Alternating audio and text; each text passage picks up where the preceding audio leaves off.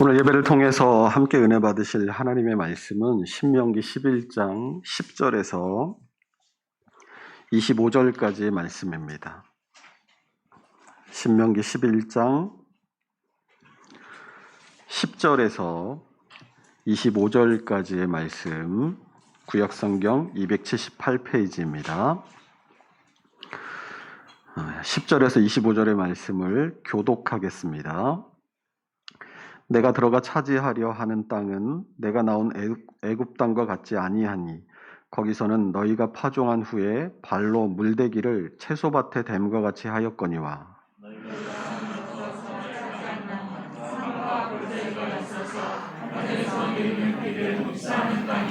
내 하나님 여호와께서 돌보아 주시는 땅이라. 연초부터 연말까지 내 하나님 여호와의 눈이 항상 그 위에 있느니라.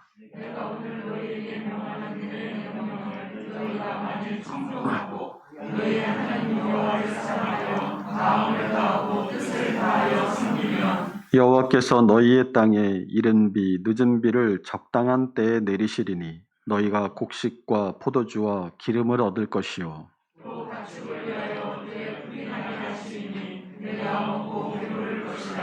너희는 스스로 삼가라. 두렵건대 마음에 미혹하여 돌이켜 다른 신들을 섬기며 그것에게 절함으로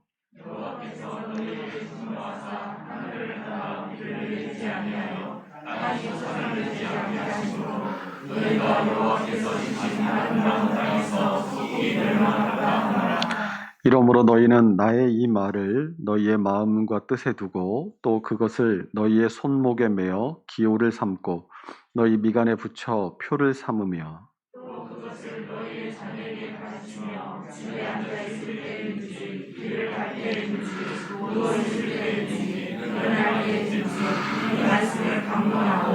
또 내 집 문설주와 바깥문에 기록하라.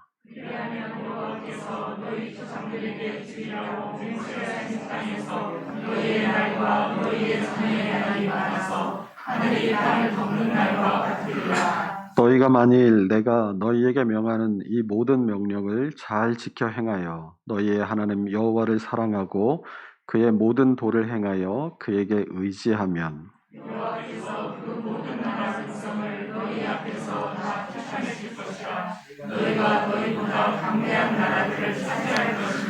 너희의 발바닥으로 밟는 곳은 다 너희의 소유가 되리니 너희의 경계는 곧 광야에서부터 레바논까지와 유브라데 강에서부터 서해까지라. 너희의 하나님 여호와께서 너희에게 말씀하신 대로 너희가 밟는 모든 땅 사람들에게 너희를 두려워하고 무서워하게 하시리니 너희를 능히 당할 사람이 없으리라. 아멘. 우리는 지난주 말씀을 통해서 하나님의 언약에는 축복과 저주가 함께 등장하지만 이 하나님의 언약에 나타나는 저주는 저주를 위한 저주가 아니라 항상 이 하나님의 축복을 말씀하기 위해 저주가 등장한다라고 말한 바 있습니다. 그래서 지난주 말씀에도 모세가 4가지를 언급하죠. 하나님께서 애굽에서 베푸신 10가지 재앙, 그리고 홍해도화 사건, 그리고 40년의 광야 학교와 고라 반역 사건을 통해 땅이 반역자들을 삼킨 이야기를 모세가 언급했습니다. 그리고 나서 하나님의 말씀을 지키는 자가 받을 복에 대해서 3가지로 말씀했죠. 첫째는 강성의 복이라고 했습니다. 강성의 복은 내가 내 힘으로 뭔가를 쟁취하는 것이 아니라 하나님께서 나를 도와주심으로 하나님의 축복이 나를 통해 성취될 것을 말씀한다고 했습니다. 2번째 복은 차지하는 복이라고 했습니다. 하나님의 약속은 하나님의 신실하심에 기초하기 때문에 그것은 틀림없는 것입니다. 하지만 그것을 내가 차지하느냐 차지하지 못하느냐의 문제는 하나님의 언약과 별개의 문제입니다. 하나님께서 약속하신 그 복을 내가 잘 받아 누리는 것 역시 하나님께로부터 받는 복입니다. 이처럼 하나님의 약속의 말씀을 믿고 그 말씀대로 행했을 때 하나님께서 약속하신 복이 우리의 것이 될 줄로 믿으시기 바랍니다. 세 번째로 장구하는 복을 말했습니다. 하나님의 복은 그 약속의 말씀을 믿고 따르는 사람들, 그리고 자신의 후대들에게 그것을 가르쳐 지키게 하는 사람들을 통해서 대대로 흘러가게 된다라고 했습니다. 또 이 약속은 하나님의 나라 천국을 우리가 소유하고 또 그곳에서 장차 영원한 복락을 누리게 될 것을 의미한다라고 했죠. 이렇게 모세는 하나님께서 당신의 백성들에게 베푸신 놀라운 은혜와 반역에 대한 결과, 그리고 그분의 말씀을 지켜 행할 때 받을 복을 말씀함으로써 하나님께서 당신의 백성을 부르신 목적이 복받게 하기 위한 것이다라는 것을 밝혀줍니다. 우리 신명기 8장 14절 하반절에서 16절의 말씀을 함께 읽어보겠습니다. 여호와는 너를 애굽 땅 종되었던 집에서 이끌어내시고 너를 인도하여 그 광대하고 위험한 광야 곧 불뱀과 전갈이 있고 물이 없는 간조한 땅을 지나게 하셨으며 또 너를 위하여 단단한 반석에서 물을 내셨으며 내 조상들도 알지 못하던 만나를 광야에서 내게 먹이셨나니 이는 다 너를 낮추시며 너를 시험하사 마침내 내게 복을 주려 하심이었느니라. 아멘. 오늘 말씀은 이스라엘 백성들이 이제 들어가게 될 가나안 땅이 어떤 곳인가 하는 것을 우리에게 말씀해 줍니다. 이것은 세 가지로 약속한 그 복을 우리가 어떻게 하면 얻을 수 있을까? 이것을 말씀해 주는 것이기도 합니다. 본문 10절에서 12절 말씀을 우리 다시 한번 읽어보겠습니다. 내가 들어가 차지하려 하는 땅은 내가 나온 애굽 땅과 같지 아니하니 거기서는 너희가 파종한 후에 발로 물대기를 채소밭에 댐과 같이 하였거니와 너희가 건너가서 차지할 땅은 산과 골짜기가 있어서 하늘에서 내리는 비를 흡수하는 땅이요 내 하나님 여호와께서 돌보아 주시는 땅이라. 연초부터 연말까지 내 하나님 여호와의 눈이 항상 그 위에 있느니라. 아멘. 하나님께서 이스라엘 백성들에게 약속하셔서 들어가게 하시는 땅이 어떤 땅이라고 말씀하죠? 먼저 내가 나온 애굽 땅과 같지 않다라고 말씀하십니다. 성경에서 애굽은 항상 세상을 의미합니다. 하나님 나라와는 반대되는 개념으로 하나님을 모르는 사람들, 또 하나님과 아무런 상관없이 살아가는 세상을 의미할 때 이 애굽이라는 관용적 표현을 사용합니다. 그런데 하나님께서 이스라엘 백성들에게 약속하셔서 이제 들어가게 하실 땅이 내가 나온 애굽 땅과 같지 않다라는 것은 세상과 하나님의 나라가 같지 않다라는 말입니다. 우리는 흔히 우리가 살아오면서 세상에서 보고 듣고 배우고 경험한 것을 가지고 하나님의 나라와 하나님의 뜻이 무엇인가를 추측하려고 또 예상하려고 합니다. 그러나 하나님 나라와 하나님의 뜻은 하나님의 일반 은총에 따라서 비슷한 부분도 있지만 전혀 다른 세상입니다. 이를테면 국가의 3요소가 주권과 영토와 국민인데 하나님의 나라도 주권과 영토와 국민으로 설명이 가능합니다. 일반적인 은총의 영역에서는 비슷한 면이 있는 거죠. 그런데 그것이 의미하는 바는 전혀 다릅니다. 세상의 국가가 가지는 3대 요소 가운데 이 주권은 국민들에게 있지만 하나님의 나라의 주권은 국민들이 아니라 하나님께 있습니다. 또 영토도 한 나라의 주권이 미치는 땅으로 지역적인 경계를 가지지만 하나님 나라의 영토는 지역적인 경계가 아니라 하나님의 통치, 하나님의 말씀이 미치는 곳이라면 그곳이 어디라 할지라도 거기가 하나님 나라의 영토인 것입니다. 또 세상의 국민은 한 나라의 주권을 가진 사람으로서 자기 나라의 모든 문제를 스스로 결정할 수 있는 권리가 있다라고 말하지만 하나님 나라의 국민은 하나님의 뜻에 순종하고 하나님의 영광을 위해 살아가는 존재라는 것이 다르다라고 말할 수 있습니다. 이스라엘 백성들이 나온 이 애굽 땅이 세상의 가치와 방식과 가치관이 통용되는 것이라면 이스라엘 백성이 이제 들어가게 될 가나안, 하나님께서 약속하신 땅은 세상의 방식이나 가치관이 아니라 하나님의 방식, 하나님의 뜻, 하나님의 통치의 영향력이 미치는 곳이라는 말입니다. 같아 보이지만 전혀 다른 삶인 것이죠. 애굽에서의 이스라엘 백성들은 하나님의 백성임에도 자신들이 하나님의 백성인 줄 모르고 하나님 없이 노예로 하나님과 단절된 삶을 430년간이나 살아왔습니다.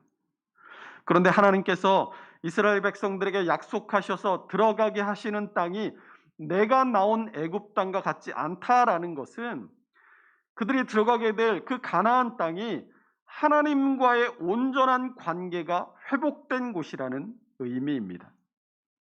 하나님의 뜻이, 하나님이 어떤 분이신지를 분명하게 알고 그 알을 바탕으로 하나님을 사랑하고 그분의 뜻에 순종하며 인간이 지어진 본연의 목적대로 살아가는 곳, 그곳이 바로 하나님과의 관계가 온전히 회복된 하나님 나라인 줄로 믿습니다. 오늘 본문 10절 하반절을 보면 거기서는 너희가 파종한 후에 발로 물대기를 채소밭에 댐과 같이 하였거니와 라고 말하죠. 여기서 이 발로 물을 댄다라는 표현은 이 수차 아시죠? 우리나라에도 그 염전에 가면 그 바닷물을 염전으로 끌어들이기 위해서 그 수로에 사람이 올라가서 그 수차를 계속 밟잖아요. 그래서 물을 그 염전에 대는데 이 고대 이스라엘에서도 밭에다가 물을 대기 위해서 그런 발로 밟아서 물을 공급하는 장치가 있었습니다. 그러니까 지금 그걸 말하는 거예요. 발로 물을 댄다라는 것은 이 밭의 작물을 키우기 위해서 계속해서 매일매일 끊임없이 발로 물을 끌어와야 하는 수고와 고생의 모양을 말하는 것입니다. 이렇게 애굽 땅에서는 씨를 뿌리고 그것의 수확물을 거두기까지 많은 땀과 수고와 노력을 기울여야 하는 곳입니다. 그러니까 세상은 먹고 살기 위해서 많은 수고와 노력이 필요하다는 거예요. 왜입니까? 그곳이 하나님과의 관계가 끊어진 곳이기 때문에 그래요. 하나님께서 처음에 사람을 지으시고 그들을 살게 하신 곳이 어디였죠? 에덴 동산이었습니다. 에덴 동산에서 사람은 두 가지 일을 하고 살았어요. 한 가지는 하나님께서 사람에게 주신 사명대로 세상 만물을 다스리는 삶을 살았습니다. 우리 창세기 1장 26절에서 28절을 함께 읽어봅니다.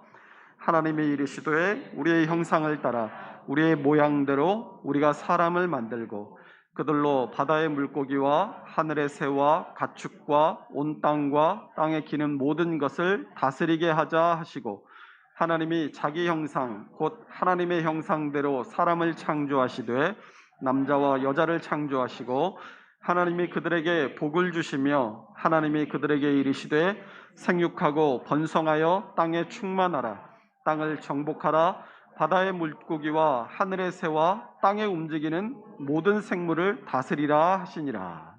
이 말씀처럼 에덴 동산에서 사람이 하는 일 첫 번째는 세상 만물을 다스리는 것이었습니다. 또 에덴 동산에서 사람에게 맡겨진 다른 한 가지의 사명은 하나님과 교제하는 삶을 살라라는 것이었어요.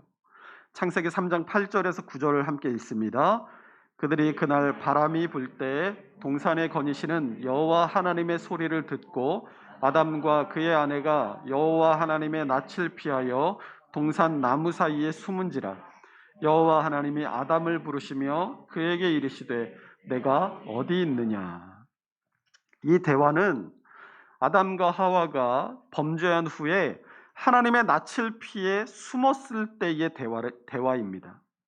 아담과 하와가 범죄하기 전에는 늘 에덴 동산에서 하나님과 함께 대화하고 즐거워하며 하나님을 영화롭게 하는 삶을 살았었다라는 것을 보여주는 대목입니다.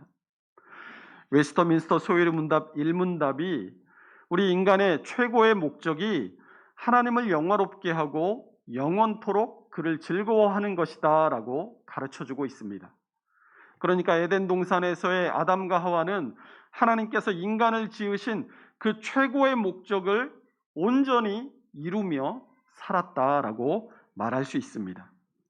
그런데 인간 최고의 목적이라는 것은 인간이 왜 어떻게 창조되었는가 하는 것을 말씀하는 것이기도 합니다.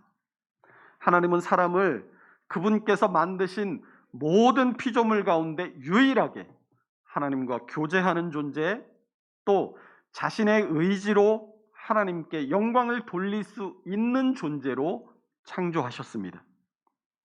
사람은 하나님께서 만드신 그 목적대로 내 안에서 우러나는 하나님께 대한 사랑과 경의로 하나님께 영광을 올려드리고 그분과 그분이 베푸신 은혜를 즐거워하고 누리는 삶을 살아갈 때라야 그것이 바로 하나님과 교제하는 존재로서의 인간의 삶이다라고 말할 수 있을 겁니다.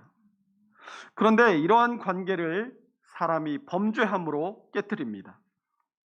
그리고 그 죄의 결과로 하나님과의 그 관계가 깨어지고 사망이 인생에게 왕노릇합니다. 죄를 범한 인간이 죄가 없으시고 또 죄를 미워하시는 하나님과 단절되는 것은 당연한 죄의 결과예요.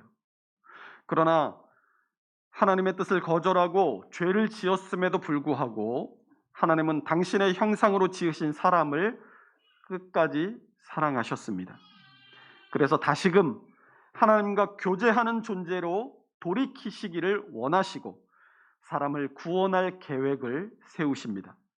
하지만 한번 범죄한 인간이 무슨 수로 그 죄를 씻고 하나님께로 돌아올 수 있겠습니까? 창세기 3장 14절에서 19절은 최초의 복음인 원시복음과 범죄의 결과인 저주가 함께 나타나고 있습니다. 우리 함께 창세기 3장 14절에서 19절의 말씀을 읽어보겠습니다. 여호와 하나님이 뱀에게 이르시되 내가 이렇게 하였으니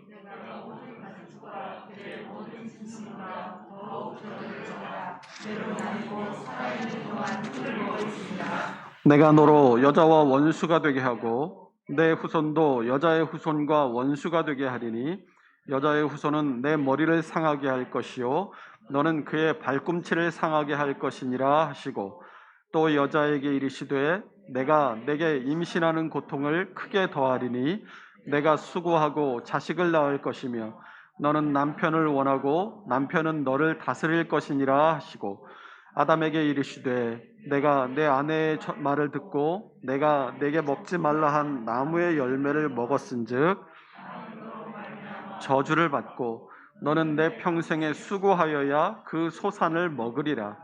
땅이 내게 가시덤물과 엉겅퀴를 낼 것이라. 내가 먹을 것은 밭의 채소인즉 내가 흙으로 돌아갈 때까지 얼굴에 땀을 흘려야 먹을 것을 먹으리니 내가 그것에서 취함을 입었음이라. 너는 흙이니 흙으로 돌아갈 것이니라 하시니라. 아멘. 하나님께서 사람을 구원하시기 위해 세우신 이 구원의 계획은 우리가 방금 읽은 15절에 내가 너로 여자와 원수가 되게 하고 내 후손도 여자의 후손과 원수가 되게 하리니 여자의 후손은 내 머리를 상하게 할 것이요 너는 그의 발꿈치를 상하게 할 것이니라 라는 말씀에 들어 있습니다. 여기서 너란 사람을 범죄케 한 사단을 말합니다. 사단은 계획대로 사람을 죄에 빠지게 해서 하나님과의 관계를 단절시키고 죄와 사망에 빠지게 만들었습니다. 사단은 하나님께서 지으신 가장 위대하고 하나님과 가장 가까운 존재를 타락하게 함으로써 하나님께서 지으신 완전한 창조 세계를 불완전한 세계로 그리고 정결한 세계를 오염된 세계로 만들었다.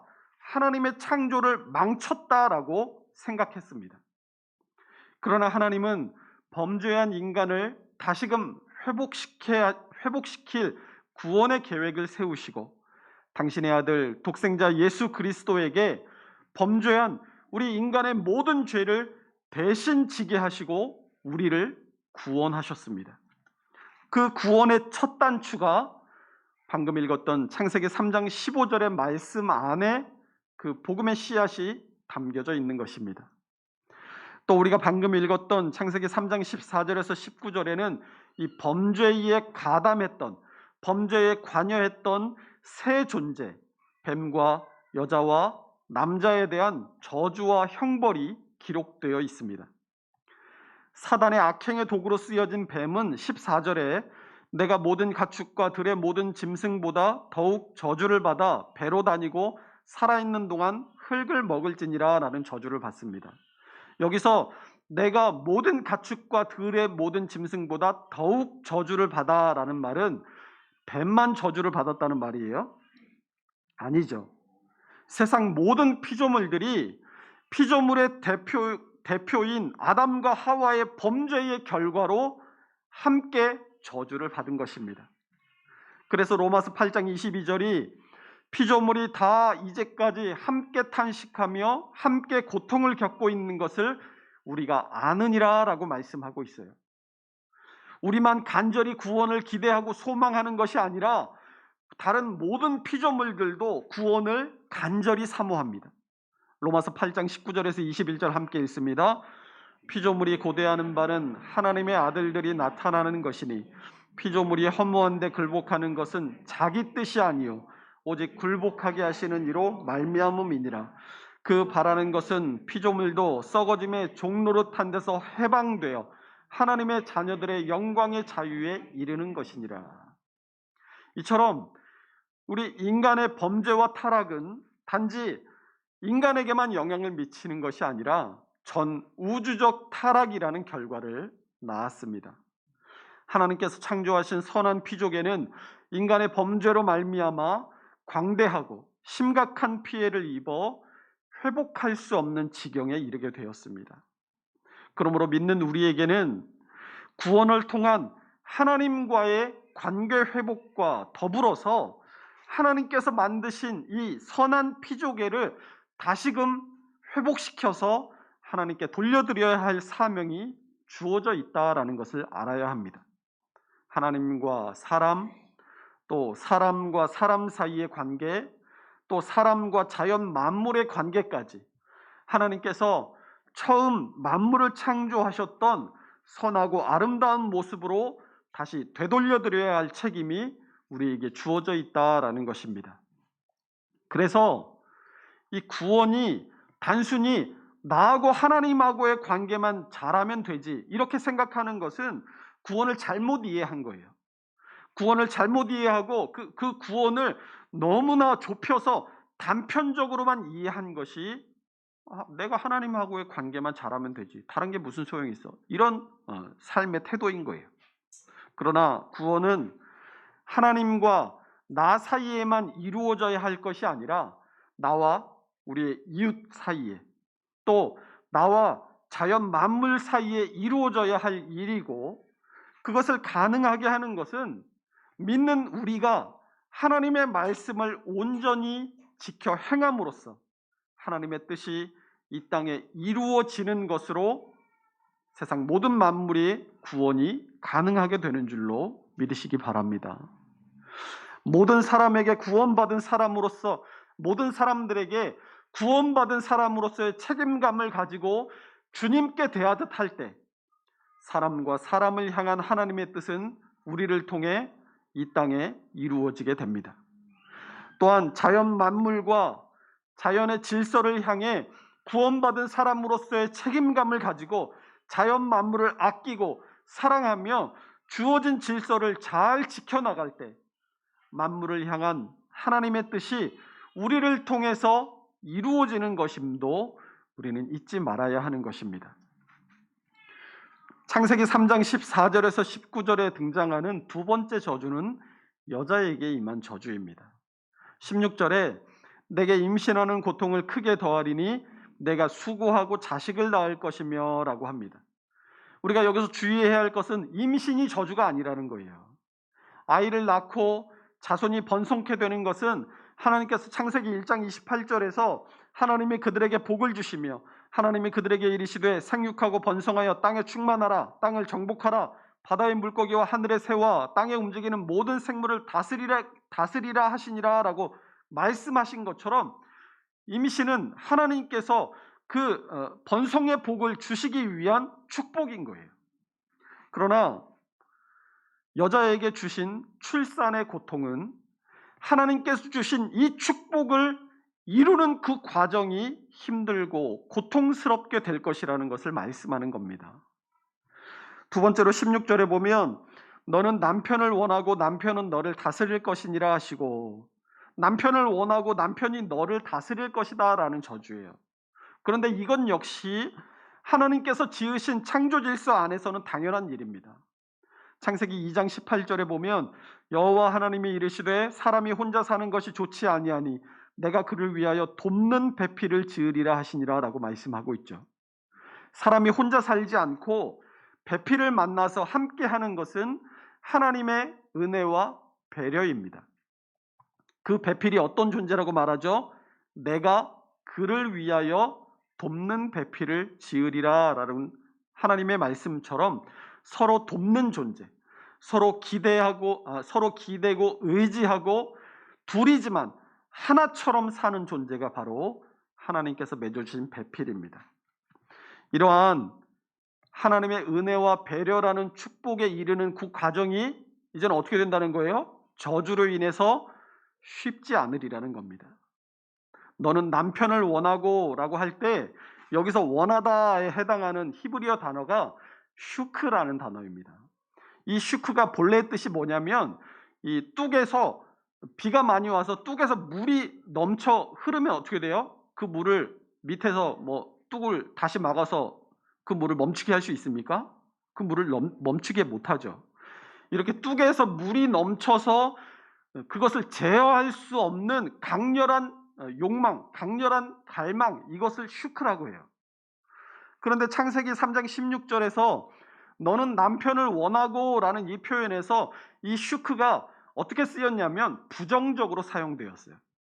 그러니까 남편을 원하고 라는 것이 나는 남편이 너무 좋아, 남편을 너무 사랑해, 남편 없으면 나는 안 될 것 같아, 이런 원하고의 뜻이 아니라 남편으로부터 내가 그가 가진 주도권을 빼앗아서 내 것으로 만들고자 하는 욕망에 사로잡히게 될 것이다 라는 저주인 거예요. 이것은 여자가 이 선악과를 보고 그것을 탐했을 때 가졌던 마음과 같습니다.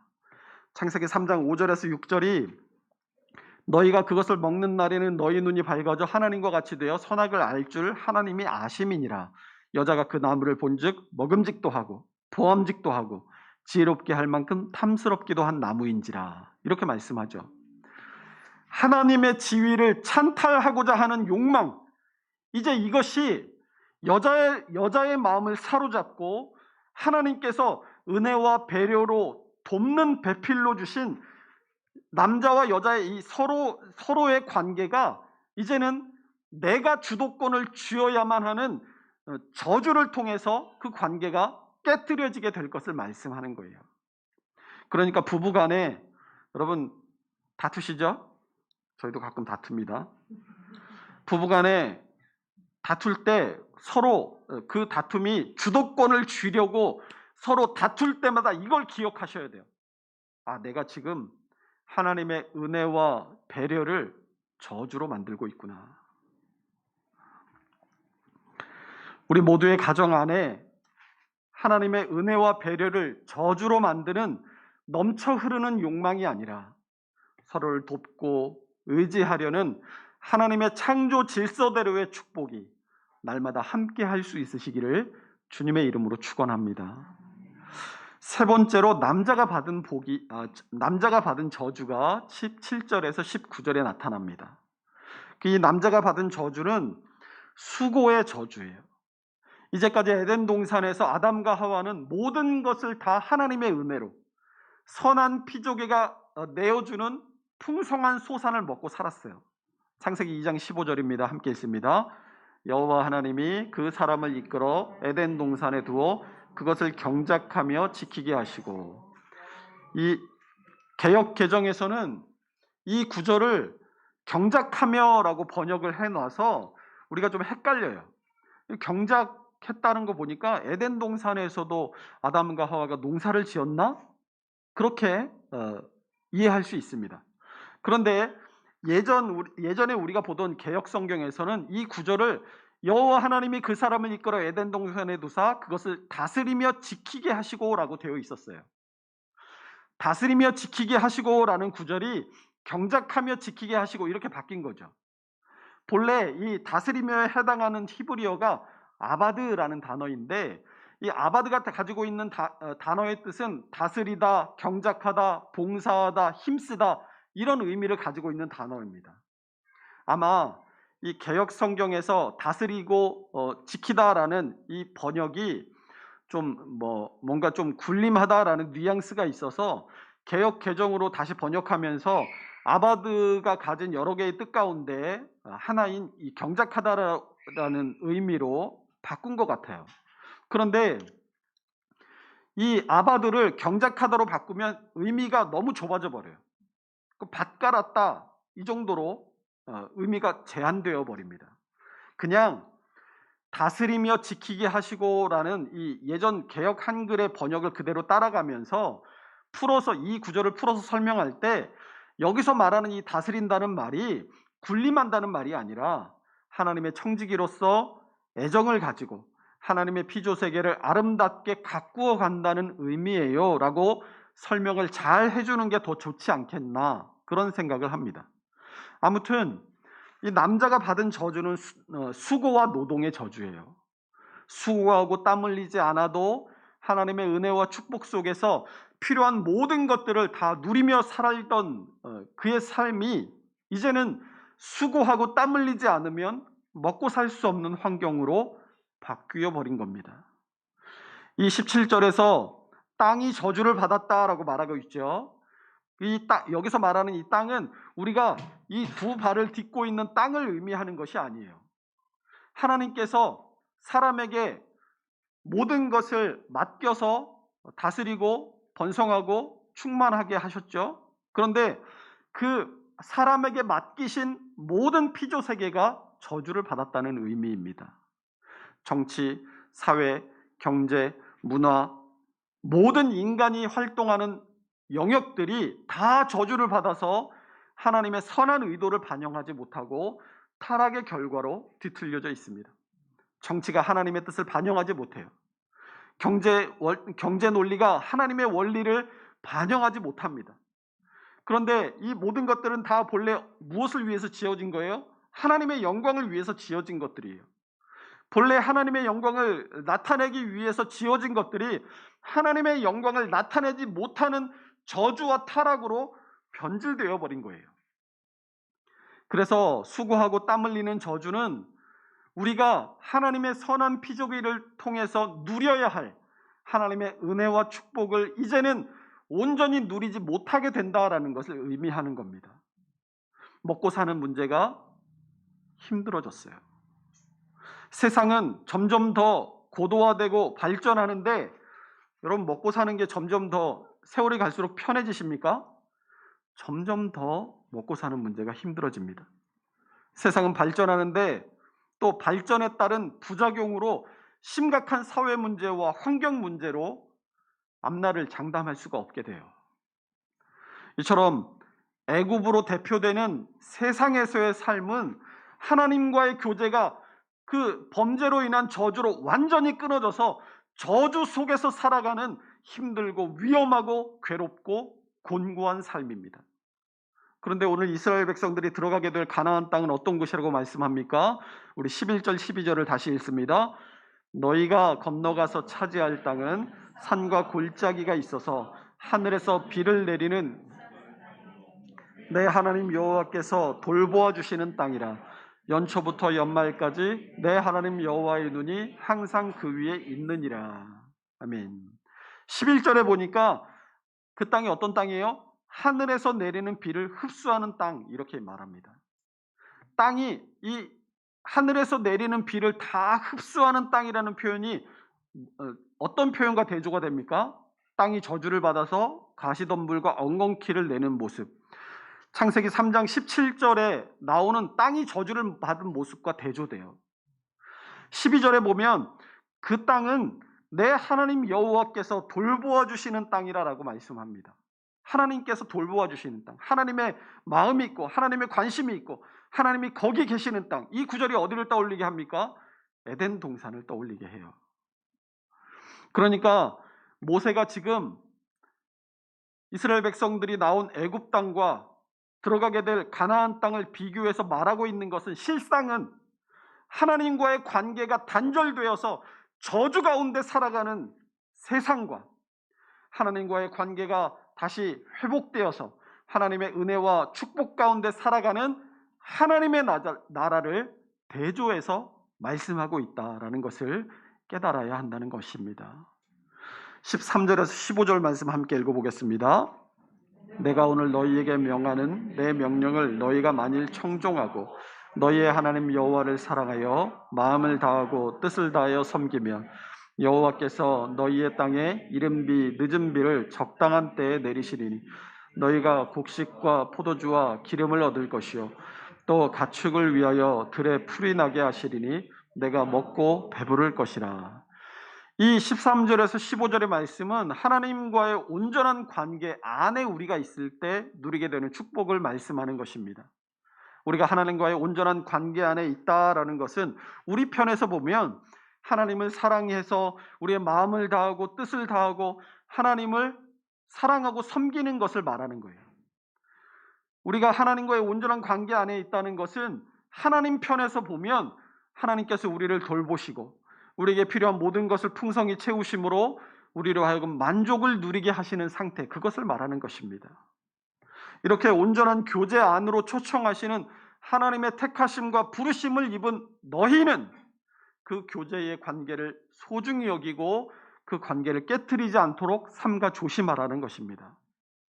어떻게 해야 우리가 하나님과의 관계를 깨트리지 않을 수 있겠습니까? 하나님의 말씀을 잘 지켜 행하는 것인 줄로 믿으시기 바랍니다. 16절 이하의 말씀들이 그것을 계속해서 말씀하고 있어요. 16절이 보세요. 너희는 스스로 삼가라라고 말합니다. 18절에 보면 너희는 나의 이 말을 너희의 마음과 뜻에 두라라고 말씀합니다. 19절에서 20절을 보면 이 말씀을 강론하고 기록하라라고 말씀하고 있어요. 그러면 어떻게 된다고요? 21절에 읽습니다. 그리하면 여호와께서 너희 조상들에게 주리라고 맹세하신 땅에서 너희의 날과 너희 자녀의 날이 많아서 하늘이 땅을 덮는 날과 같으리라 라고 말씀합니다. 이 하늘이 땅을 덮는 날, 이게 무슨 말이에요? 세상에서 하늘이 없던 날이 단 하루라도 있었습니까? 아니면 땅과 하늘이 뒤집어져서 하늘이 아래에 있고 땅이 위에 있었던 날이 하루라도 있었어요? 이 하늘이 땅을 덮는 날과 같다라는 표현은 너희가 하나님의 말씀을 온전히 지켜 행하면 하나님께서 함께 하시고 하나님과 교제하는 그 은혜와 복이 영원히 함께 하리라는 것입니다. 하나님의 언약에는 축복과 저주가 언제나 함께 나타난다라고 말씀드렸죠. 또 그와 더불어서 저주는 하나님의 은혜와 복이 얼마나 크고 놀라운 것인가를 나타내는 역할을 한다고 말씀드렸던 것처럼 하나님의 말씀에 거역해서 반역의 벌을 받은 이 고라의 반역과 저주는 장차 이스라엘 백성들이 들어가서 누리게 될 하나님의 은혜와 축복에 비하면 아무것도 아닌 겁니다. 예레미야 29장 11절이 여호와의 말씀이니라 너희를 향한 나의 생각을 내가 아나니 평안이요 재앙이 아니니라 너희에게 미래와 희망을 주는 것이니라 라고 말씀하고 있어요. 그러니까 어떻게 하라는 거예요? 예레미야 29장 12절에서 14절 함께 읽어보겠습니다. 너희가 내게 부르짖으며 와서 내게 기도하면 내가 너희들의 기도를 들을 것이요 너희가 온 마음으로 나를 구하면 나를 찾을 것이요 나를 만나리라. 이것은 여호와의 말씀이니라. 나는 너희를 만날 것이며 너희를 포로된 중에서 다시 돌아오게 하되 내가 쫓아보내었던 나라들과 모든 곳에서 모아 사로잡혀 떠났던 그곳으로 돌아오게 하리라. 이것은 여호와의 말씀이니라. 어떻게 하라는 거예요? 기도하고 찾으라라는 거예요. 여러분, 기도는 왜 합니까? 도움이 필요하니까 기도하죠. 도움이 필요하지 않은데 기도할 일이 있겠습니까? 그러면 왜 찾아요? 필요하니까 찾는 거죠. 그냥 아무 이유 없이 부를 일도 없죠. 우리가 기도하고 찾을 때 하나님께서 어떻게 하신다고요? 우리의 기도를 들으시고 만나 주시겠다라고 말씀하십니다. 이게 얼마나 놀라운 은혜입니까? 죄인인 우리가 하나님께 기도하고 하나님을 찾기만 하면 하나님께서 우리의 기도를 들으시고 우리의 부름에 응답해 주신다. 우리를 만나 주신다라고 말씀하십니다. 어떻게 이게 가능하겠습니까? 예수 그리스도 때문에 그것이 우리에게 가능한 일이 된 줄로 믿습니다. 예수 그리스도께서 우리와 하나님과의 관계를 회복해 하지 않으셨다면 우리가 아무리 기도하고 찾아도 우리는 하나님을 결코 만날 수 없습니다. 그러나 예수 그리스도께서 죄로 인해 깨어진 우리와 하나님과의 관계를 회복시키기 위해 십자가에 달려 돌아가시고 우리의 죄를 대신 지심으로 우리의 죄를 깨끗게 하셨기 때문에 하나님과 우리의 관계가 회복된 것입니다. 이제 우리는 언제든지 하나님께 기도하고 하나님의 도우심을 구하고 찾기만 하면 하나님께서 우리의 기도를 들으시고 만나주시는 놀라운 복과 은혜를 누리게 된 것입니다. 그러므로 이제 우리는 예수 그리스도의 보혈의 공로로 하나님과의 관계가 회복된 은혜의 존재요, 축복의 존재들인 줄로 믿으시기 바랍니다. 이렇게 놀라운 은혜로 회복된 관계를 그러면 어떻게 그 관계를 잘 유지해 나갈 수 있겠습니까? 남녀 관계를 잘 유지하는 것도, 또 사람과 사람 사이의 관계를 잘 유지하는 것도 어떻게 할 때 잘 유지할 수 있어요? 남자는 여자의 비율을 잘 맞추고 여자는 남자의 비율을 잘 맞출 때 남녀 관계는 지속됩니다. 사람과 사람과의 관계도 그래요. 상대방에게 나의 손해나 나의 자존심을 조금 내려놓고 상대방에게 맞추어 줄 때 사람과 사람과의 관계도 잘 유지가 돼요. 사람과 하나님과의 관계는 어떻게 유지될 수 있겠습니까?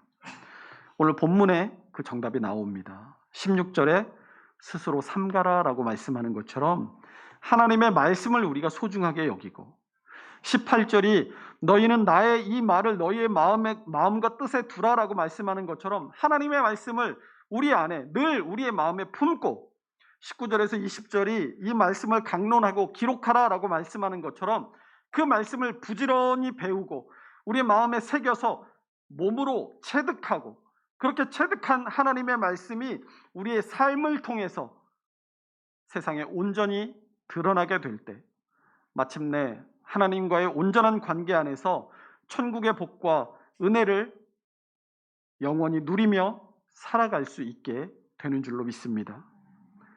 그러므로 오늘의 말씀을 마음에 새기고, 비록 우리가 이 땅에 두 발을 딛고 살아가고 있을지라도 천국 백성이라는 우리의